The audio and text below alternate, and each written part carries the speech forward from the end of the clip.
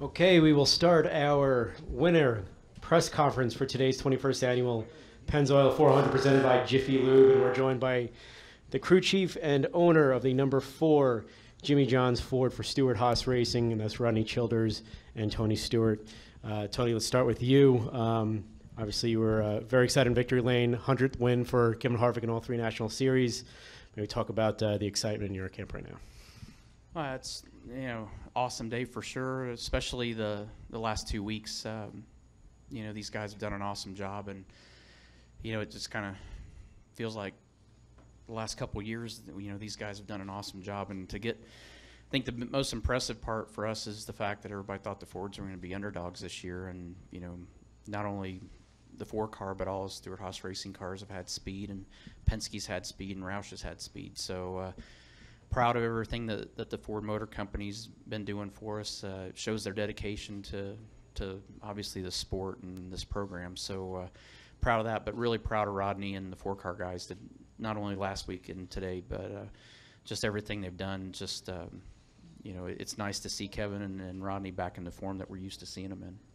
Yeah, speaking of that, Rodney, 2 back-to-back mile-and-a-half races that were dominated by the number 4 team. Obviously, you can't give away secrets, but what have you seen out of that 4 team that has made you so successful so far? Like I said last week, you never know going into a season if it's going to be good or bad, or whether you're behind or you're ahead, or whatever the case may be. And I thought we would go to Atlanta and run good, but I thought we would go to Atlanta and run good because of Kevin Harvick.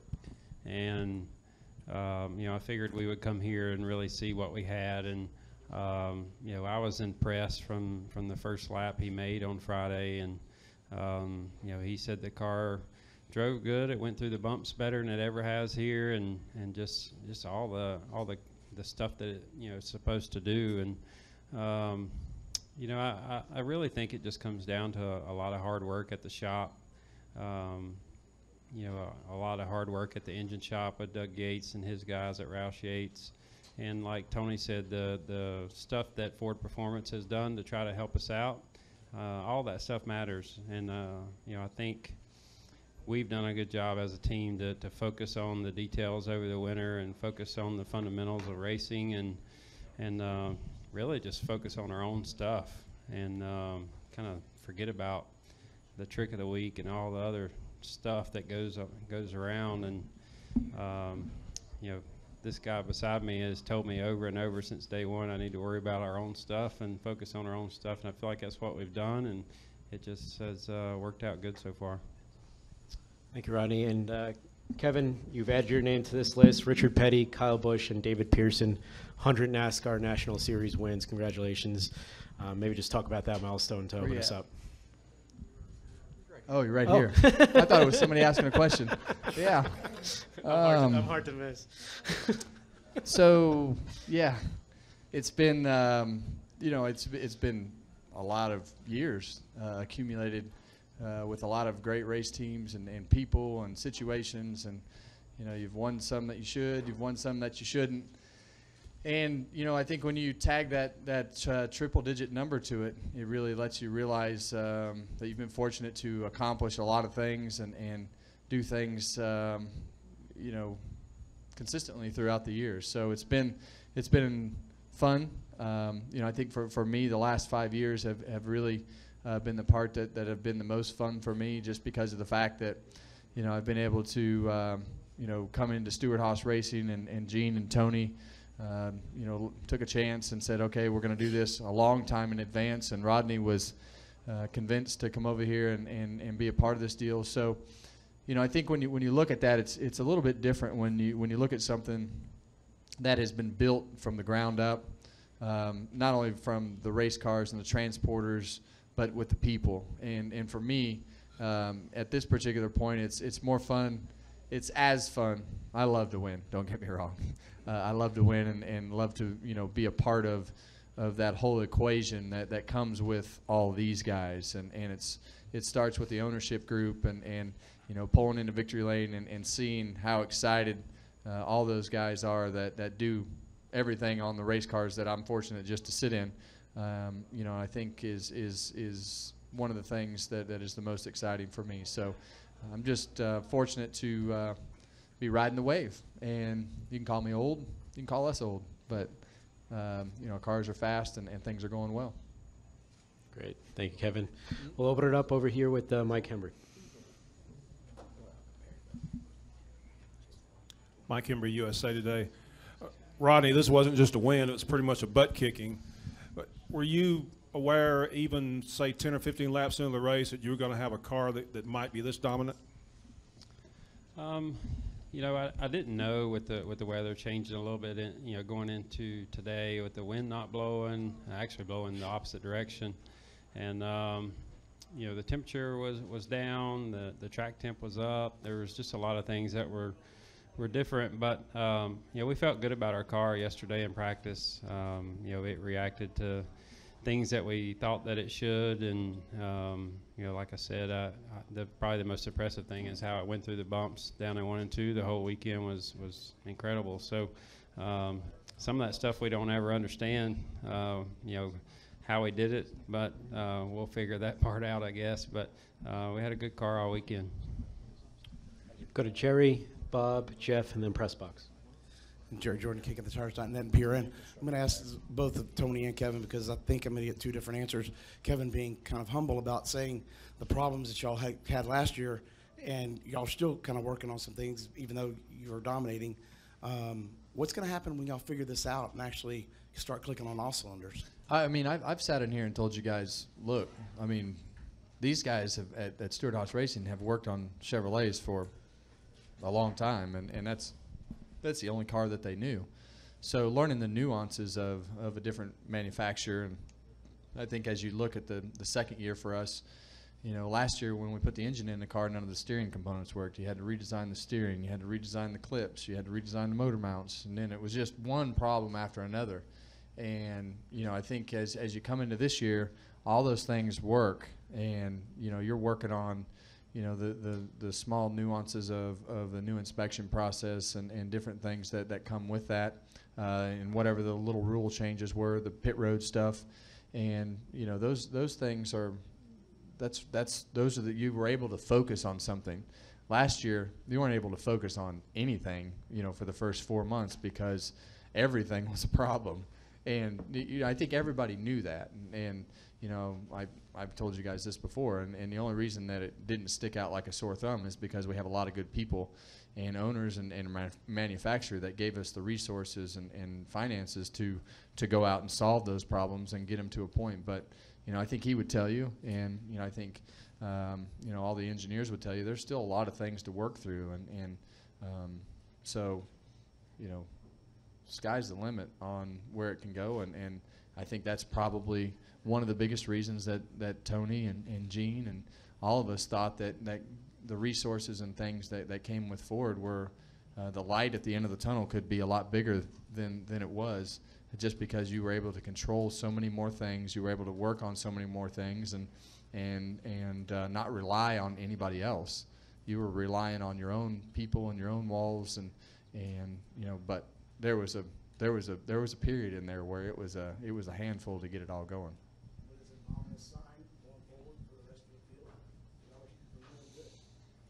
There's a lot of good teams, yeah, but you know, I'd put our bunch up against anybody. Yeah, I agree. It's you know, there's a ton of great teams out there, and the thing that's the constant variable in here that's always changing is technology. So I mean, it always kind of resets where everybody's at, because it's, you know, we've seen organizations and teams leapfrog each other when they find something, you know, kind of the new trick that works for them. So, but Kevin's right. I mean, there was so much to do last year. You know, in December, we were halfway through the month of December, and it looked like skeletons in the shop because there wasn't a body on any cars because we weren't able to do that yet. So, you know, so many things had to be done, and there were so many areas that there were problems that needed fixing, that guys did a great job of, you know, solving problems but not really fine-tuning on it, and then being able to have this first year to where we got all that underneath our belts and had the winter to kind of refine everything. You know, it shows the depth of our organization and the people in our shop that are what make the three of us extremely proud of SHR and the people that we have working for us. Bob? Bob Huckers, ESPN.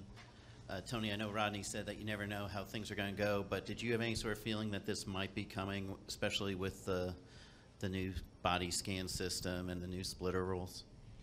I don't think when you have that, you ever know what's going to happen. I mean, like I say, the technology changes so much, and you never know what's going to happen with tech inspection. But it seems to be a little bit smoother than last year up to this point. So excited that NASCAR's worked really hard to make the inspection process better than what it was, and that's a big undertaking that they had to go through as well. So it's been a huge process, but I think all in all, it's just a much better deal than it was. Jeff? Jeff Gluck from jeffgluck.com. For Tony, following up on Bob's question, so with the inspection, how much do you think that's responsible for the Fords not being as much of the underdogs as they turned out to be, at least so far this year? We didn't call it. We never considered ourselves. Yeah, I don't think we ever considered ourselves underdogs. I think that was, I think Roger was the one that actually said that, but I think Roger would take that comment back when he sees, not only how we've ran, but his teams have ran, and Roush, how much they've gained speed this year. So I don't think any of us, and especially Ford, I don't think anybody at Ford thought that we would be underdogs this year. It was, for us, it's just, I guess for Stewart Haas Racing, it's just continuing to move forward, and like we talked about, it just trying to make things better in our own organization. And as far as the inspection process, I think it's more a question for Rodney, because he's the one who has to go through it. But I haven't heard as much grumbling, with inspection that we've heard in the past, and things that, last year there were so many things that you'd go through tech, and you'd go through with the same car that you didn't change, and the numbers were different. It's like we didn't change anything on the race cars, and numbers were drastically different. So, from the untrained eye that hasn't been through the inspection process this year, it just seems like, listening to the crew chiefs, it's been a much smoother process. Go to the press box. Reed Spencer with the NASCAR Wire Service. Kevin, I heard you talk in Victory Lane about the 100th win, but in Cup alone, this is your 40th victory, tied with Mark Martin for 18th on the all-time list, third among active drivers. Is that a number that has particular significance to you? I think any place you get on the list at this particular point, for me, I just kind of laugh, just because of the fact that, I don't think you ever really, I never really thought that I would actually get to the point of putting yourself beside Mark Martin and some of the guys that are on that part of the list. So, it's I think as you look at the last 5 years and you look at the wins and the championship and the way that things have gone, it's really kind of rejuvenated everything that I've done and the way that I feel about coming to the racetrack. And you feel obligated to be a part of it during the week and try to put the maximum amount of effort, because this Rodney and Dax and the engineers and everybody who's working at the shop, well, they're digging, and they're not worried about where you're at on the list, and I think that for me is a good thing, because it's really week to week. I mean, they'll go home and we probably won't ever talk about what we did at Vegas until we come back to Vegas. It'll be all about Phoenix this week and what we're going to do and what we did wrong and what we did right, at the fall race, and where we're at with the cars at this particular point, and what do we need to work on, and how do we need to work on things, and we'll fly home tonight and have a good time and talk about how the weekend went, and there's always things that you can make better. There's really no time to sit and reminisce about where you're at on a list, because when things are like this, you want to capitalize on them, and you want to capitalize on your cars and your people and your enthusiasm and the momentum and all the things that come with that. So you're almost scared to even really step back and say, we did this or we did that, and your name's on the list here. It's just, okay, how do we keep doing this, and let's just keep pushing things forward and try not to stumble along the way and screw up what's going on, because to me, so far it feels a lot like 2014, except you've got a team with 5 years of experience, and that's pretty scary. Matt Corson with the Racing Experts and ESPN Radio Albuquerque. For Rodney, obviously your team's riding a lot of momentum into Phoenix next weekend. What's your evaluation of the team's flat track program? Yeah, I mean, we definitely hit our stride at Phoenix early, as far as the Ford team. And then we went through a spell there where, I think the track changed a little bit, the tires changed a little bit, and we just kind of got off of our base. And we went back to some things last fall, and we had good speed all weekend. I think our cars are better now than what they were last fall, and I think we can go out there and be competitive and hopefully have a shot at another win out there.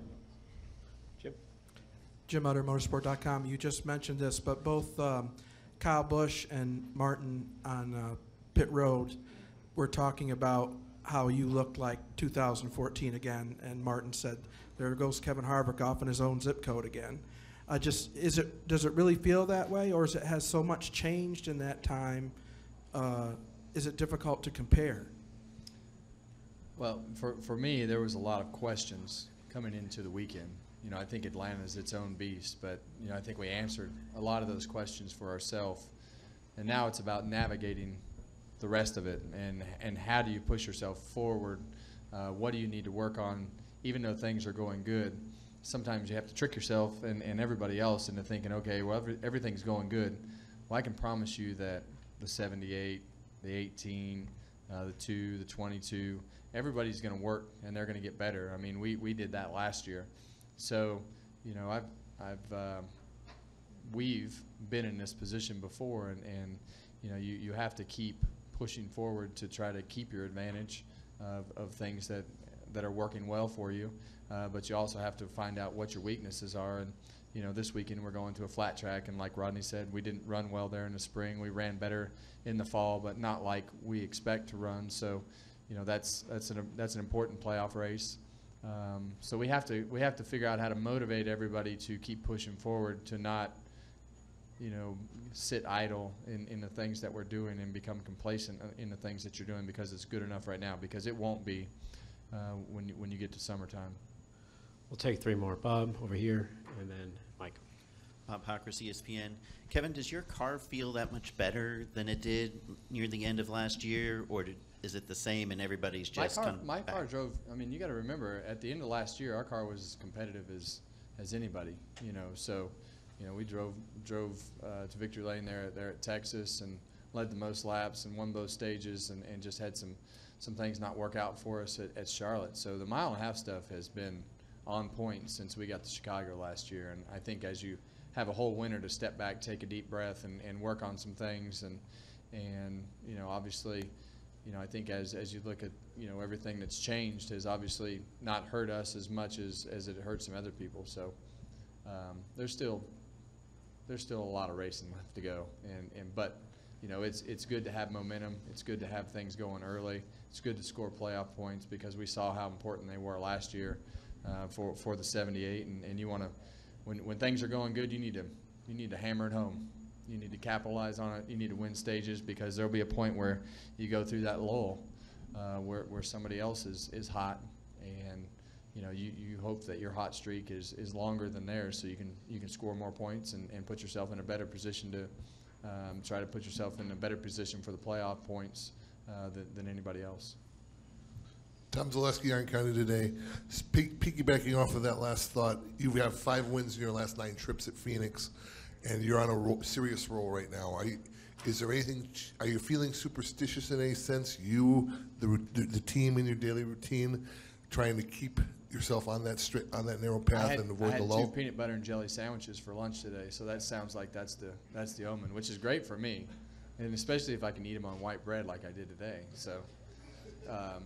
The only difference is Gene's going to have to stand there and talk to me about the F1 team and tell me about how their testing went and everything that comes with that. So, yeah.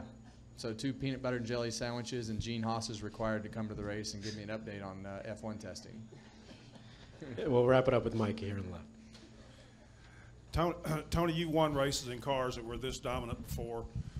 What's it like when you're not challenged every lap? Do you kind of almost rock yourself to sleep? You're so far ahead, or had you really rather have somebody racing with you every lap?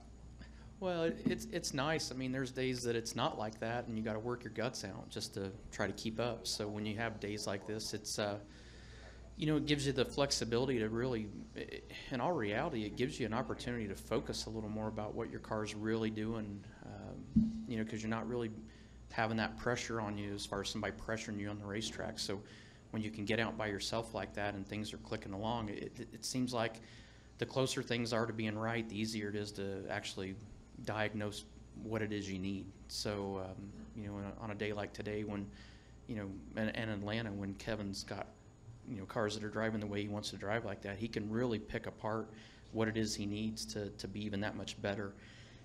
I think guys that are really struggling, they don't know what to do. It's hard to figure out what the problem is and what you have to do to fix it. So, it's kind of a luxury to be in that spot. And I think when you get in that mode where things are clicking along, it does make you more dangerous because you're able to really fine tune and really find the things that you need to make it that much better. Gentlemen, thank you so much. Congratulations on a great victory, and have a great rest of the weekend. Thank you. You're only 9 away from this guy's title. He's only 9 away.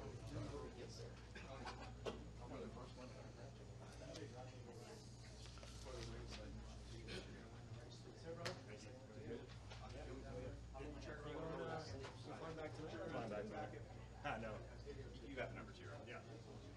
Can I get you to do a shout out?